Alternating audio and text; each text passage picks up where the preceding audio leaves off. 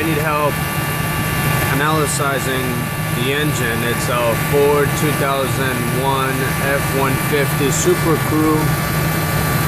It has a 5.4 liter engine.